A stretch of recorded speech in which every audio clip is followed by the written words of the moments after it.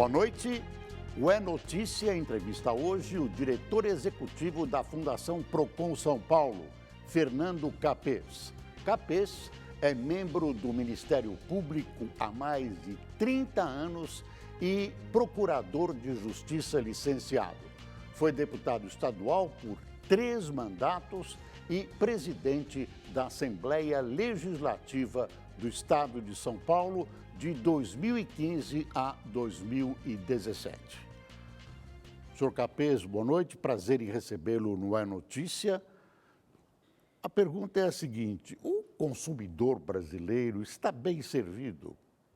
Olha, eu acredito, sinceramente, Boris, agora, principalmente com essa experiência mais próxima do PROCON, que poucos consumidores têm um aparato de leis e de órgãos de proteção como os consumidores aqui do Brasil. Isso é muito bom, estimula o consumo sadio, né? E esse arcabouço legal, o senhor acha que é suficiente ou nós precisamos avançar ainda mais? Não, a gente às vezes no Brasil quer resolver tudo com excesso de leis. O Código de Defesa do Consumidor vai completar 30 anos no dia 15 de março do ano que vem. E ele é genérico, ele é abrangente, ele dá instrumentos para que os órgãos de proteção ao consumidor consigam atuar. Ele cria um sistema nacional de proteção do consumidor, tem Ministério Público, tem institutos e associações de proteção ao consumidor, tem os PROCONs dos estados, tem os PROCONs dos municípios, tem dispositivos importantes como que coíbe a propaganda enganosa, a propaganda abusiva, as práticas que são abusivas também, lesivas ao consumidor. Querendo trabalhar, lei tem. Então é só atuar. E serviço também, porque toda hora tem lesão ao consumidor. Eu sempre classifico essa questão do consumidor com a cidadania. É um exercício de cidadania. Agora eu pergunto, existe essa compreensão por parte de quem vende, por parte de lojistas, fabricantes, etc., ou eles têm que agir sob o impulso do medo? Olha, cada vez mais está havendo uma conscientização. Seja por causa de experiências dolorosas do passado, multas aplicadas, seja porque o fornecedor acabou se convencendo que um pós-venda bem feito é a melhor publicidade. Não adianta fazer um pré-venda muito bom, uma venda bem sucedida e dar um problema posteriormente e ele não atender bem o consumidor. Então, o pós-venda, o respeito ao consumidor passou a ser uma estratégia de marketing. E isso, então, está dando resultado. Tanto que o PROCON investe muito na prevenção. Eu prefiro orientar, educar, informar do que punir. Mas como é feita essa prevenção? Bom, nós criamos esse ano, assumi em fevereiro o PROCON, logo em seguida nós criamos uma escola. A Escola de Proteção e Defesa do Consumidor. Essa escola já gravou quase 100 vídeos orientando como o consumidor deve proceder e orientando como o fornecedor tem que atuar. Fizemos até agora, criamos também um circuito chamado Mestres do Consumidor. Atingimos mais de 5.000 fornecedores. Isso está na internet? Está na internet, nós vamos criar uma TV PROCON, esse é o ano que vem, totalmente digital, só para enviarmos essas informações para a população. E com isso, a gente faz muito encontro também, reunimos os fornecedores, os setores, explicamos o que queremos.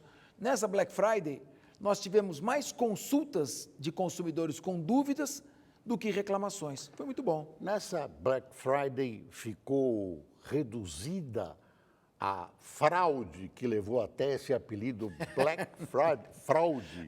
A famosa Black Fraud mudou muito. Nós reunimos vários fornecedores. Nós temos um ranking, o PROCON tem uma relação de 300 empresas que já deram problemas anteriormente na Black Friday. Está ali, e orientamos Só o consumidor. Empresas? O consumidor acessa e verifica, e não compra daquela empresa. Então, o temor da empresa de parar num ranking como esse faz com que ela seja muito cuidadosa. Ainda assim, acontecem problemas, principalmente por falta de estoque. Excesso de demanda, falta de estoque, atrasa na entrega, não informa direito o preço, ou dá aquela maliciazinha, coloca um precinho maior embutido. Esse tipo de problema é que tem ocorrido, mas muito menos. Hoje eu posso falar para você que, de maneira geral, pelo menos os grandes fornecedores, essas grandes empresas de capital aberto, que estão aí, que são nacionais, até internacionais, essas têm uma preocupação enorme em não ter problema em atender bem o consumidor, porque é ruim para elas. O mercado eletrônico aumentou o trabalho do PROCON? Foi necessário alguma adaptação? O comércio eletrônico é o campeão, né, de problemas. O sujeito, você compra pela internet e qual é o principal problema? Primeiro, quem está comprando pela internet tem um conforto, a comodidade de comprar sem sair de casa e receber o produto na sua casa. Problemas. Ele está comprando sem ver o produto. Então, ele pode ser que não seja exatamente aquilo que ele visualizou na publicidade. Primeiro problema. Segundo, atraso. Terceiro, danifica o produto na entrega. Não era exatamente o que ele queria. Então, isso tem gerado muitos problemas. E é importante que se diga, Boris, nessa grande audiência, a credibilidade do teu programa, consumidor que está nos assistindo, toda compra que ele fizer à distância, toda compra que ele fizer sem entrar no estabelecimento, ele tem direito de se arrepender. Se arrepender, mudar de ideia. Não é que o produto veio com defeito. Veio perfeitinho, mas não quero mais. Não é aquilo que eu esperava. Quantos dias ele tem para isso? Ô, Boris, ele tem 7 dias a partir da entrega. E ele tem direito de se arrepender e receber tudo de volta, sem nenhum prejuízo. Então, quem está no comércio eletrônico tem uma comodidade, mas tem esse risco. E quem está adquirindo, o consumidor, tem essa vantagem, mas tem também os riscos naturais de comprar à distância. O senhor tem de cabeça o número de reclamações do Black Friday? Tenho. Nós tivemos 1.092 reclamações, recebemos. Não é muito. Se você analisar o contingente populacional, o número de vendas que foram realizadas, 1.000 reclamações, a grande maioria, imensa maioria, nós estamos entrando em contato, imediatamente já está sendo resolvido. Mas quantas pessoas o senhor tem para esse serviço? Bom, o PROCON tem, nós recebemos, para te falar de maneira geral, nós temos quase 600 servidores que atenderam até agora, desde o começo do ano, mais de 180 mil reclamações. Destas 180 e poucas mil reclamações, 81% foram resolvidas amigavelmente no prazo de 10 dias, com o PROCON entrando em contato, sob legítima e devida pressão. Resolvemos. Os outras 20%, nós estamos instaurando processos sancionatórios.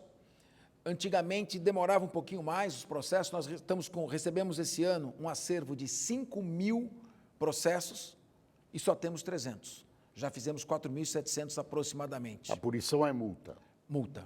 É a multa que vai de R$ 510 até R$ 9.964.000. Arredondando, de R$ 500 a 10 milhões. E consegue receber ou quem recebe a multa vai para a justiça e fica para as calendas? Não. A multa reverte para um fundo do PROCON, para custear as próprias despesas. Esse ano aumentou em 40% o índice de recolhimento espontâneo, ou seja, a empresa é multada e ela não reclama, ela paga. O PROCON arrecadou muito esse ano, está com quase 200 milhões de reais e tem ainda 1.600 em execução fiscal, que aí demora. Nós estamos agora estimulando a que seja feito um refis para que as empresas paguem essa multa e possa reverter em benefício da população, que é um dinheiro que permite que o PROCON, primeiro...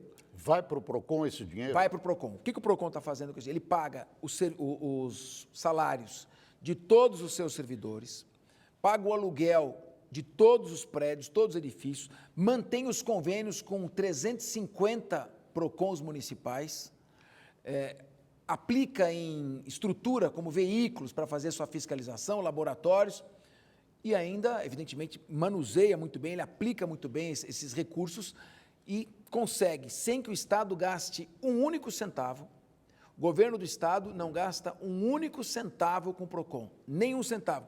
E, além disso, o PROCON ainda manda para o governo 30% de tudo que ele tem, para que o governo aplique aonde quiser. Senhor Capezo, o senhor é um político, é filiado ao PSDB, um tucano, portanto, e eu pergunto, como é que é possível conciliar o fato de ser um político com um tipo de trabalho que exige pressão, que leva a multas. Isso é compatível? Olha, excelente pergunta. Boris, tem um jogador de futebol que eu gostava muito, gosto muito, está vivo ainda, é o Dadá Maravilha. O Dadá foi na seleção brasileira na Copa de 70, muito engraçado, uma figura folclórica. Ele dizia, uma coisa é uma coisa, outra coisa é outra coisa. Isso é até engraçado. Então, veja bem, ali tem que ser gestor. Se quiser fazer política, vai ser um péssimo gestor. Ali tem que fazer gestão, como quando eu fui presidente da Assembleia. É gestão. Geri bem os recursos públicos. Como presidente da Assembleia, eu renegociei e reduzi em 80 milhões de reais os contratos que tínhamos para efetuar pagamento. Mas sempre recebe um pedido, sempre recebe uma pressão. Então, mas aí o que eu faço? Como é que se faz isso? Todos os processos que estão encaminhando, eles são feitos por servidores efetivos e a Procuradoria do Estado atua no PROCON, de maneira que todo o processo, a decisão é precedida por um parecer da Procuradoria-Geral do Estado. E nós prestigiamos todos os pareceres da Procuradoria-Geral do Estado. Então, evidentemente, para que o PROCON continue tendo a credibilidade que ele tem tido nos últimos 43 anos, é um dos órgãos, depois que do Corpo de Bombeiros, é o órgão que a população mais confia. Então, é necessário ter essa responsabilidade. O trabalho está sendo feito de uma maneira, eu diria, muito eficaz, e a sociedade tem percebido isso. Agora, qual que é a nossa preocupação? Eu quero reduzir de 28 para 10 dias, não, de 120 dias para 28 e depois 10 dias o tempo de solução de uma reclamação. Reclamou, o PROCON resolve. Agora, isso a gente tem que dar mérito a quem tem. Servidores, os funcionários do PROCON. Eles são idealistas, são dedicados, sérios, trabalhadores. O PROCON não chegaria onde chegou se a Fundação PROCON não tivesse, desde 95, os servidores com a qualidade que eles têm. Então, eu sou grato a eles. Futebol, e eu me lembro quando o senhor era promotor público, o senhor teve uma guerra com as torcidas, chamadas torcidas organizadas. Mas elas evoluíram para pior. Como é que o senhor vê esse panorama hoje? Olha, era domingo 20 de agosto de 1995. Estava tendo um jogo de juniores, São Paulo e Palmeiras, uma Copa de Juniores. E teve uma batalha campal ali, invadiram as torcidas do São Paulo e do Palmeiras, se digladiaram em campo, morreu um torcedor. Cheguei para trabalhar, o procurador-geral era o doutor Burli. Me chamou e falou, o Ministério Público tem que fazer alguma coisa. Deem um jeito nesta situação. Aí nós reunimos a promotoria, e agora, o que nós vamos fazer? E surgiu lá uma ideia. Vamos entrar com uma ação e dissolver as torcidas organizadas, comprovando que elas estão voltadas à prática de atos ilícitos. Eu lembro, inclusive, que a primeira entrevista que eu dei foi para você, num jornal de sábado, jornal para todo o Brasil, de âmbito nacional, que nós conversamos sobre isso. Bom, nós ingressamos com as ações, a Federação Paulista de Futebol, o presidente era o saudoso Rubens Aprobato Machado, que foi presidente da OAB, conseguiu proibir a entrada das torcidas. Depois nós processamos uma outra torcida do Corinthians e caminhamos juntamente com a Polícia Militar. Nós tinham ocorrido 23 mortes em pouco menos de 2 anos dentro dos estádios.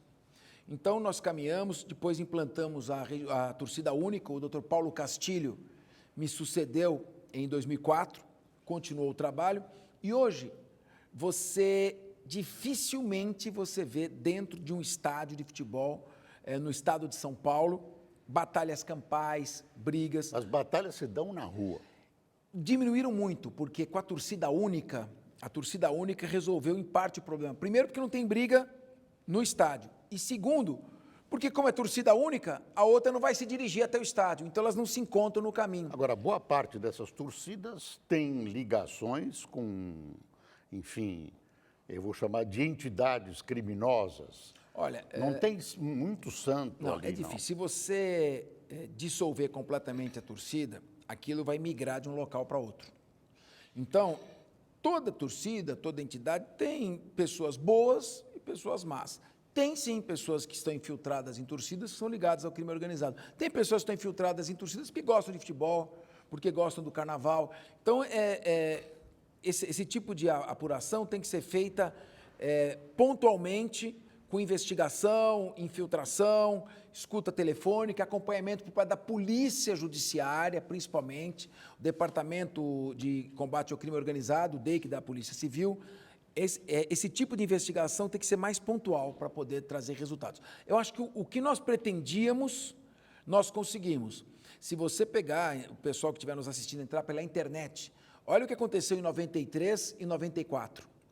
E depois verifique comparando com os índices agora. Reduziu bastante a Polícia Militar, principalmente o 2º Batalhão de Choque, que é um exemplo aí, não só nacional, mas mundial, de eficiência. Até hoje eles reconhecem esse trabalho do Ministério Público. O senhor acha que isso é controlável ou as providências podem levar, digamos, a uma pacificação nessa área? Eu digo o seguinte, a violência é inerente ao ser humano. Desde as eras primevas até um futuro longínquo. Ele é íncita. O ser humano tende, em determinadas condições, à prática da violência. Sempre haverá criminalidade. O trabalho, a missão do poder público é procurar reduzir, controlar e manter em níveis toleráveis. Por exemplo, São Paulo hoje tem os índices de homicídio inferiores ao que a ONU considera ideal, mas continua matando gente. É o ideal, está indo muito bem, mas nós não vamos nunca conseguir eliminar totalmente a existência do homicídio. Então, esse é o trabalho que incumbiu ao Ministério Público, incumbe ao Ministério Público e também a todas as autoridades. Manter a questão da violência no futebol sob controle, levando as famílias aos estádios, e hoje você tem visto estádios lotados, muitas famílias e poucas brigas. E quando eu fui deputado estadual, eu aprovei um projeto de lei limitando a 20% o percentual de torcida organizada em estádio, e elas ficam atrás dos gols. E é o que tem acontecido se você olhar os estádios de São Paulo. Eu queria fazer uma pergunta sobre um fato atual que está perturbando as pessoas. As manchas de óleo, o óleo derramado. Muita gente, eu não sei quantas pessoas, me dizem que é o mínimo, eu não tenho certeza, resolveu não viajar para os locais cujas praias foram contaminadas. E realmente essas pessoas têm razão, porque uma das principais razões para as viagens, ou a principal razão, eram as praias. E aí eu pergunto, o que acontece com essas pessoas? É justificado elas cancelarem as suas viagens? O PROCON recebe reclamações, tem recebido reclamações a esse respeito? Boris, deu uma polêmica. O PROCON de São Paulo e os PROCONs do Nordeste. Mas saiu uma polêmica. Depois, tudo se pacificou. Porque o PROCON de São Paulo se pronunciou no seguinte sentido: responsabilidade do fornecedor. A responsabilidade é objetiva. O que quer dizer responsabilidade objetiva? O fornecedor responde pelos danos causados ao consumidor, independentemente de dolo, se ele quis produzir o dano, ou de culpa, se ele teve culpa no dano. Isso é do código. Isso é código. Então, basta que exista o nexo causal. No caso da mancha de óleo, não há nem nexo causal. Por quê? Porque não foram os hotéis, as companhias aéreas, nem as companhias de turismo que derramaram o óleo no mar. Então, elas não têm obrigação de indenizar o consumidor. Porém, e é justamente em razão do porém que houve a polêmica, apesar do fornecedor não ter a responsabilidade de indenizar, o consumidor não pode ser prejudicado. Como você disse, ele não pode ser obrigado a fazer uma viagem, participar de um programa no mar, um mergulho, vai até uma ilha, vai a uma praia, se houver possibilidade de risco de contaminação ou se o passeio dele não vai ser o mesmo. Então, o Código do Consumidor, que é muito bom, ele tem alguns dispositivos genéricos. Ele diz duas coisas que são muito importantes. O consumidor é a parte vulnerável na relação de consumo. Sempre é necessário buscar uma solução que atenda ao consumidor. É a parte fraca. É a parte fraca. E o fornecedor tem os riscos do negócio. Então, não é justo que ele queira repassar ao consumidor o risco e o prejuízo de ter que desfrutar de um passeio com uma mancha de óleo ou que não seja o passeio que ele contratou. Resultado, como ele é vulnerável e como o Código do Consumidor privilegia a boa-fé nas relações de consumo, o PROCON está ajudando, sim, todos os consumidores a renegociar com os fornecedores e obterem uma nova data para fazer a sua viagem ou receberem o dinheiro de volta. Todo o dinheiro de volta.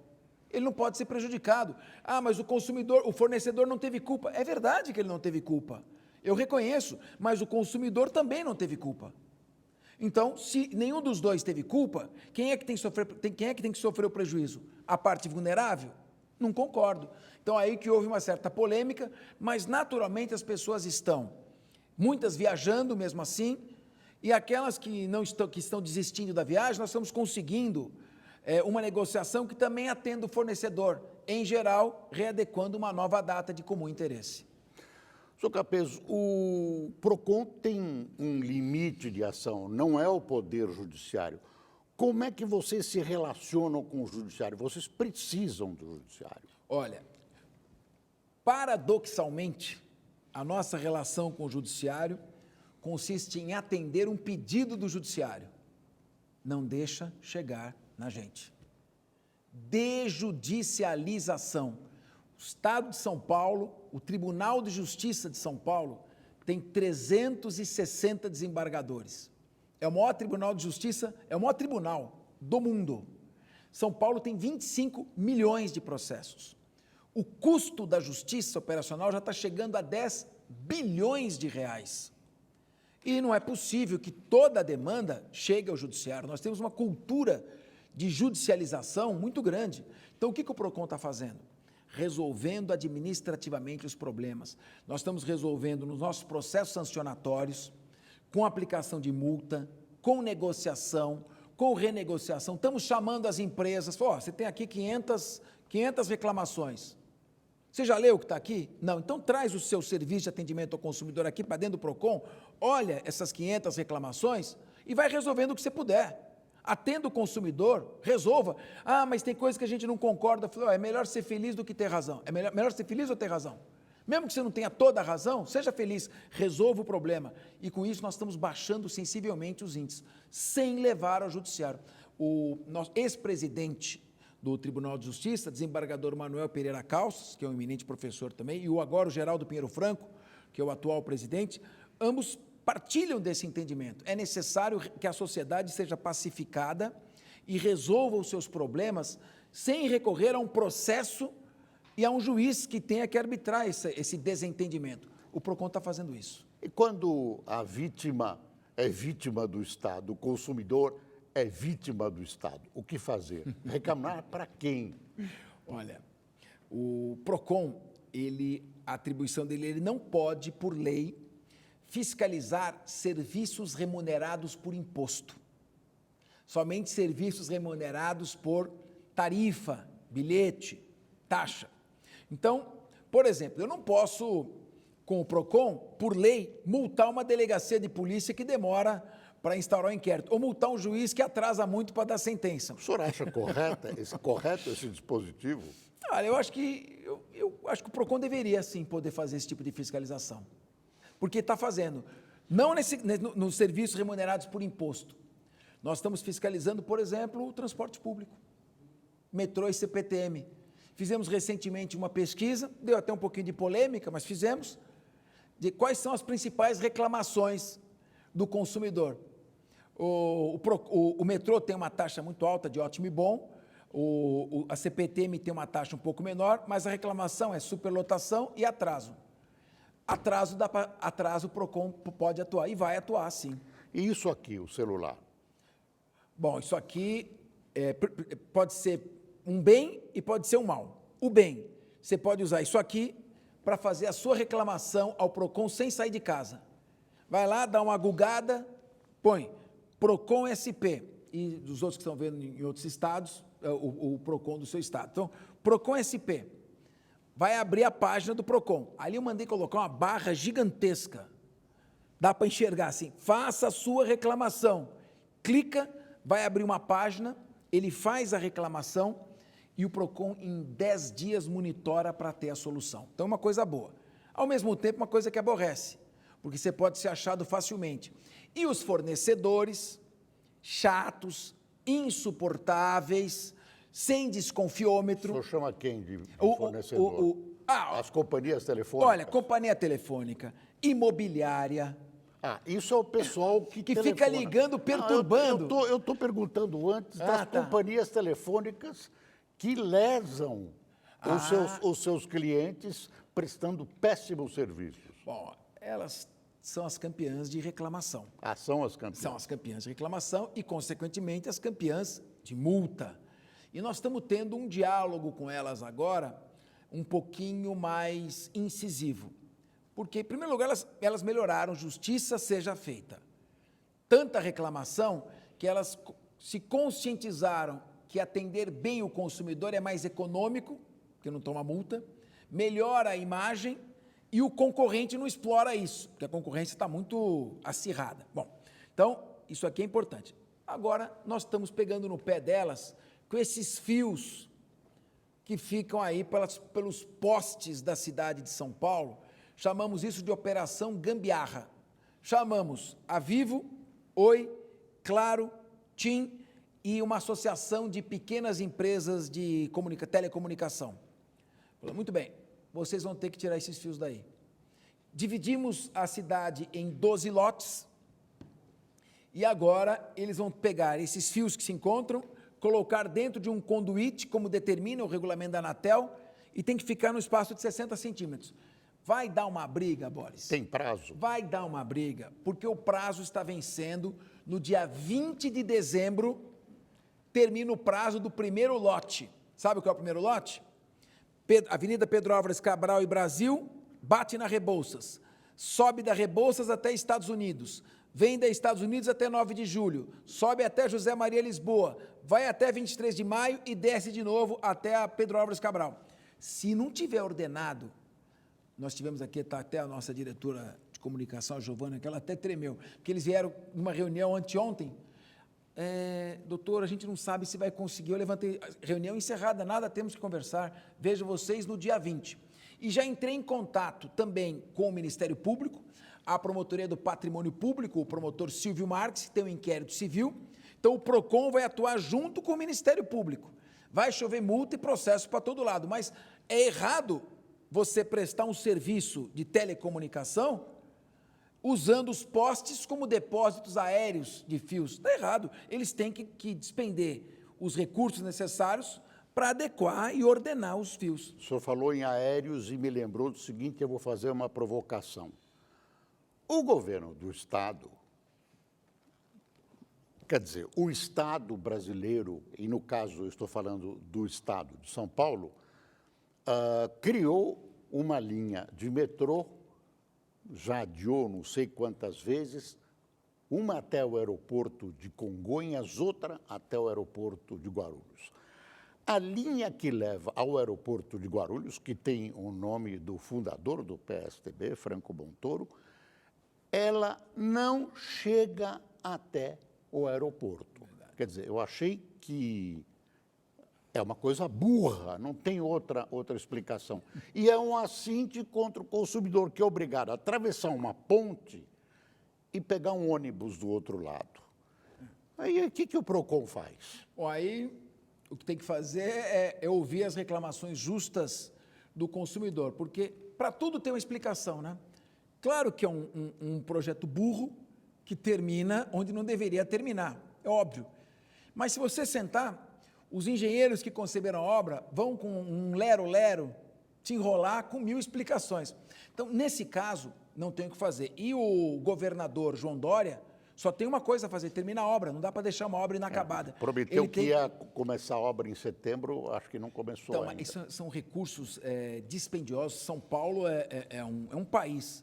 E tem uma coisa importante, com todos os reparos, nada é perfeito, com todos os reparos que devam ser feitos, São Paulo é o único estado que mantém o equilíbrio fiscal. Você tem uma segurança pública, tem criminalidade? Tem, mas uma segurança pública que funciona em níveis adequados, um sistema de saúde, e você tem o equilíbrio fiscal, não está quebrado. Os outros estados com administrações ruinosas estão quebrados. Então, o PROCON está disposto a ouvir as reclamações, embora pouco possa fazer, mas não é tão desastroso quanto poderia ser. Nessa questão do metrô, eu vou recomendar ao consumidor que faça várias orações noturnas. Eu peço licença, nós vamos fazer um pequeno intervalo e voltamos já com É Notícia Hoje com Fernando Capês, diretor executivo do PROCON São Paulo. O É Notícia volta hoje entrevistando Fernando Capês, que é o diretor executivo do PROCON São Paulo. Eu sou testemunha do seu combate à corrupção, do seu trabalho como procurador, como promotor. Quer dizer, o senhor é um homem que tem uma história como profissional e como político. E outras pessoas devem ter acompanhado a sua carreira, sempre retratada nos jornais, com alguns assuntos bem complicados. Mas, como presidente da Assembleia, surgiu um envolvimento do seu nome numa tal máfia da merenda. Como é que isso está ou se isso já terminou? Olha, Boris, política sempre tem um risco. Se você está no conforto do teu gabinete como promotor, a chance de você estar vulnerável a um tipo de situação como essa é muito menor. Mas política você tem inúmeras pessoas à sua volta. De todas as coisas, me permita a expressão, ridículas e absurdas que eu poderia imaginar ocorrer na minha vida, esta talvez esteja no primeiro lugar do ranking das coisas ridículas e absurdas, mas serviu para me mostrar uma coisa: até que ponto o ser humano pode chegar por inveja ou covardia. Felizmente está tudo acabado, evidentemente está tudo encerrado, tudo arquivado. Um assunto foi explorado politicamente pelos piores motivos, um setor da imprensa também, as piores motivações. E, felizmente, tudo ficou esclarecido. Agora, uma coisa que é importante deixar para resumir tudo. Nessa apuração, nessa investigação, teve tudo, menos interesse público. O que motivou essa apuração foi interesse político, interesse egoístico, covardia e, infelizmente, inveja. Está tudo encerrado, não, né? Tudo encerrado, mas o sistema nosso é vulnerável. Isso me serviu para me mostrar como o sistema é vulnerável. Então, como qualquer cidadão pode estar sujeito a uma ação abusiva. Mas, felizmente, está trancada a ação, trancada, que é a coisa mais difícil. Não é absolvida, é trancado, não tem indício nem para iniciar uma ação. Está no arquivo. Mas, ao mesmo tempo, serviu, em primeiro lugar, para provar a força e resistência psicológica que não só eu, mas minhas filhas e minha mulher, nossa família demonstrou. Ficamos firmes. Eu expliquei para elas, falei, olha, isso aqui não tem nada de interesse público e não tem nada de sério, não existe fato. É uma guerra política, porque teu pai cresceu muito, ele virou presidente da Assembleia, foi o deputado mais votado e o nome dele foi prematuramente lançado como possível candidato ao governo do Estado. Isso vai demorar um pouquinho, mas vai esclarecer. Então, graças a Deus, bora isso aí. Voltei a ser o mesmo.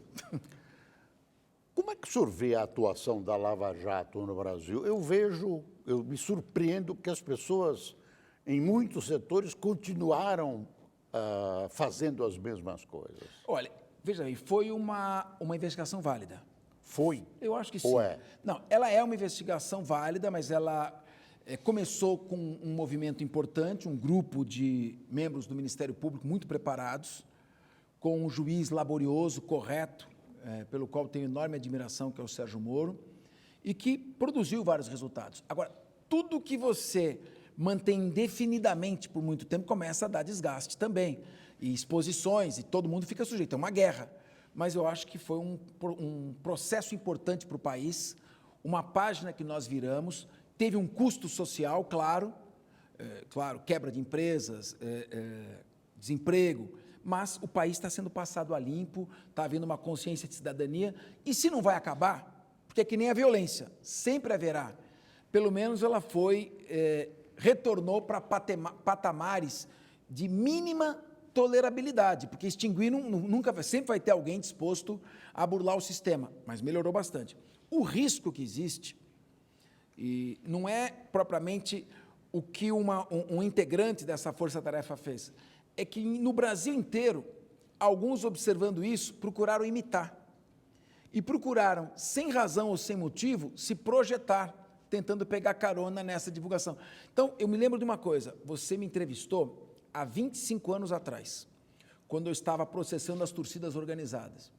E você me perguntou, você pode afirmar que essa torcida que você processou e fechou é um centro de distribuição de drogas, ou seja, um ponto de lavagem de dinheiro? Eu poderia ter dito sim, porque a imprensa toda queria ouvir isso. E eu disse para você, não tenho elementos para isso. Eu só afirmo o que é. Se tem provas, eu faço. Se não tem provas, eu não faço. E você disse, parabéns pela sua prudência. Eu acho que é isso que tem que ser feito. A justiça, as atuações, o sistema de força-tarefa é um sistema bem-sucedido. Qualquer apuração só funciona se houver uma união de vários órgãos em sistema de task force, que é força-tarefa, mas é importante que faça o seguinte, o que tem prova, tem prova. O que não tem prova, não tem prova. Agir de maneira técnica. Essa é a principal garantia do cidadão. Eu, como cidadão, elogio o trabalho que tem sido feito, principalmente a dedicação do atual ministro, juiz Sérgio Moro. Enquanto ele foi juiz, ele trabalhou corretamente. Hoje ele é ministro, está trabalhando corretamente. Ele tem direito de dar a definição que ele quiser na vida dele. Como é que o senhor vê a prisão depois do julgamento em segunda instância? Vamos lá. A prisão após a condenação em segunda instância é uma exigência lógica, uma exigência pragmática de quem espera uma justiça com mínimo de eficiência. Não dá para você esperar 15 anos para efetivar uma condenação. Então, em primeiro lugar, este sistema, tal como está concebido, de prender após o trânsito julgado, é um sistema de ineficiência. Você imagina o sujeito é condenado no tribunal do júri a 14 anos de reclusão. Só cabe recurso, apelação, não pode mais modificar a decisão pelo mérito no júri, que o jurado é soberano. E ele só pode cumprir essa pena após o trânsito julgado, é inaceitável. Agora, nós temos o artigo 5º, inciso 57 da Constituição Federal, que diz, ninguém pode ser considerado culpado antes do trânsito julgado. O artigo 283 do Código de Processo Penal diz, após o trânsito julgado será expedido o mandado de prisão para o início do cumprimento de pena. O artigo 105 da Lei de Execução Penal diz, transitado em julgado será expedida guia de recolhimento para o início da execução da pena. Ou seja, você pode prender antes do trânsito julgado, mas é necessário que seja demonstrada a necessidade cautelar desta prisão. A necessidade da prisão para evitar que a pessoa fuja, destrua provas, continue praticando crimes.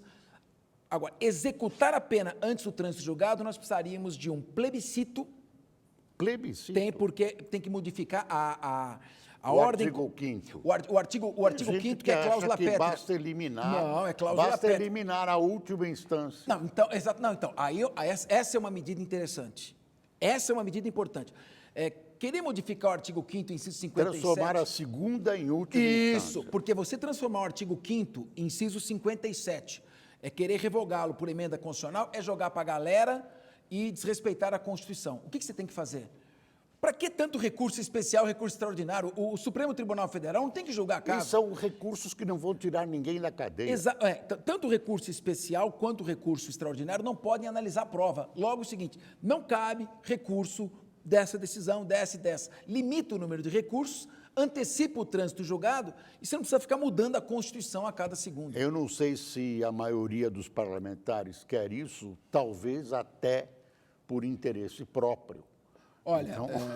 mas acho que se a sociedade pressionar pela mudança do sistema recursal, limitando as idas ao Superior Tribunal de Justiça e ao Supremo Tribunal Federal, limitando as hipóteses de embargo de declaração, tem que entrar com...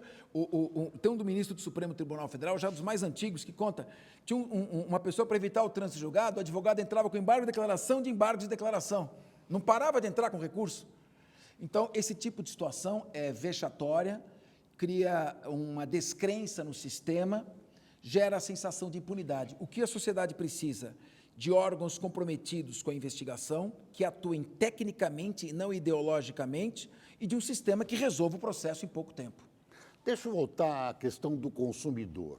E a propaganda enganosa? Ela continua. A gente abre a internet, vê aí cremes maravilhosos, cura para tudo, cura para diabetes, cura para leucemia, cura para caspa, calo, para tudo. E isso continua, e as pessoas continuam sendo vítimas disso.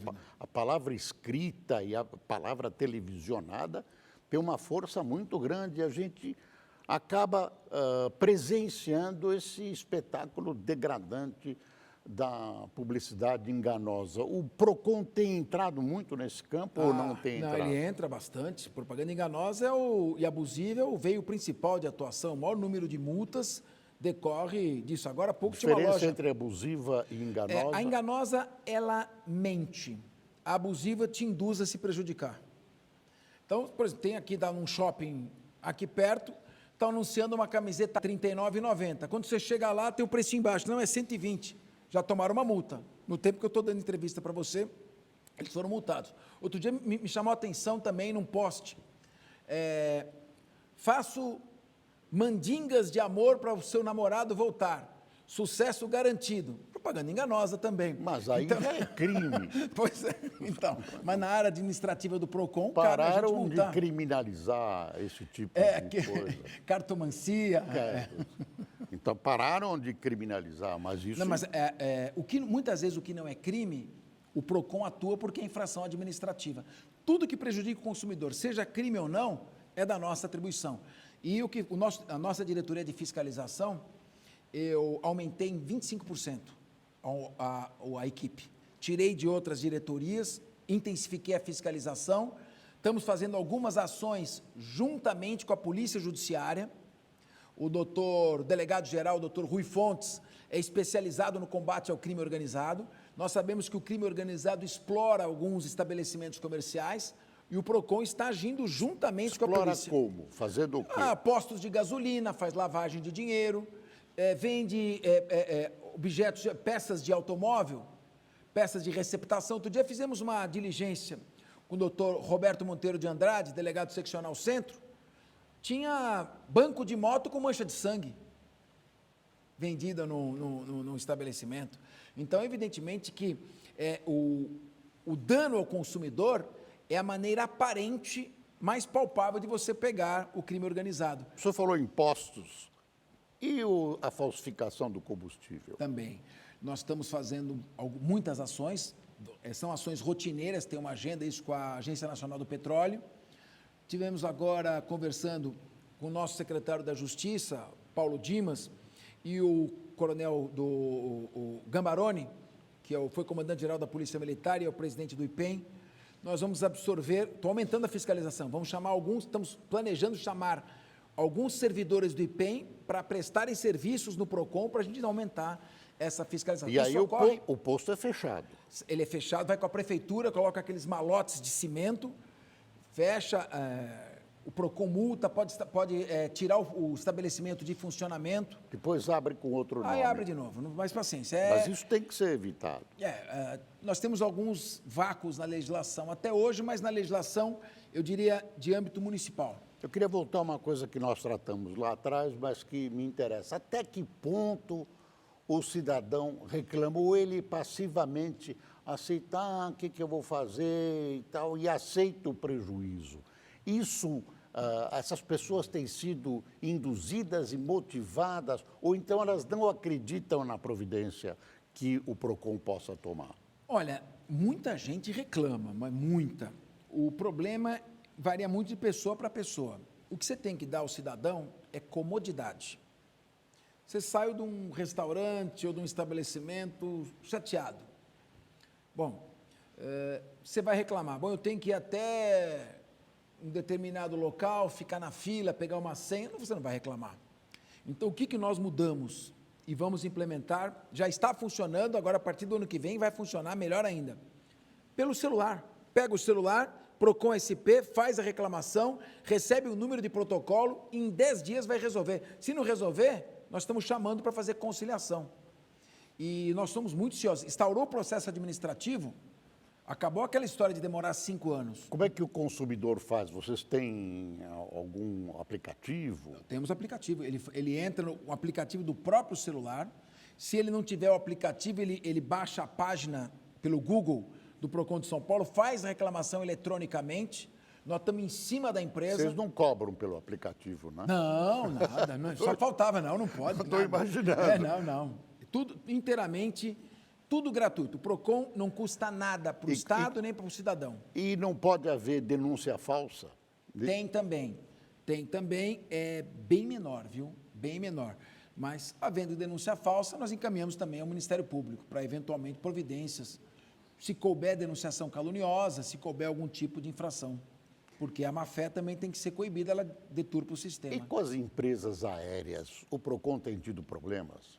Olha, tivemos algumas reuniões com a ANAC, logo de cara eu já me estranhei com eles, depois nos acertamos. Aquela aeronave Boeing 737 MAX 08, que caiu na Etiópia, caíram 2 dessas aeronaves.